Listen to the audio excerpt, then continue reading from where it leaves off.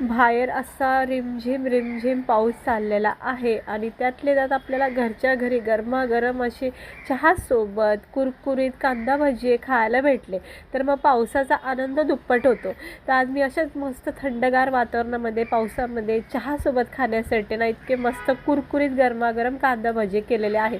त्यासाठी ना 2 मोठे कांदे पातळ स्लाइस कट करून घ्यायचे, त्याला थोडं मीठ चोळून ठेवून द्यायचं. त्यानंतर जिरा आणि ओवा याच्यामध्ये थोडं थोडं टाकायचं.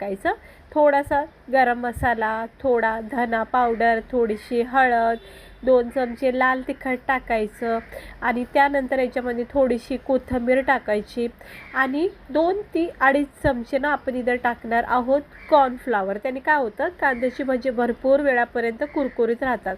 त्यानंतर 2 मोठे चमचे इथं मी बेसन पीठ वापरलं. हे सगळं साहित्य सुरुवातीला चोळायचं, मग थेंब थेंब पाणी टाकून याचं एक बॅटर बनवायचं. बेसन पीठ काय जास्त वापरायचं नाही, कारण की कांद्याच्या पाकळ्या ना अशा दिसून आल्या पाहिजेत. गरमागरम तेल करून घ्यायचं, तापून घ्यायचं, मिडियम गॅस करायचं आणि मग लहान मोठे छोटे हे असे कांद्याची भजी तुम्ही तेलामध्ये सोडून घ्यायचे. मिडियम गॅसवर मस्तपैकी कुरकुरीत गोल्डन रेड ब्राऊन होईपर्यंत याला फ्राय करा. इतके भारी वाटतात ना, बनवायला खूप सोपे आहेत, काहीही झंझट नाही, कधीही तुम्ही बनवून खाऊ शकता.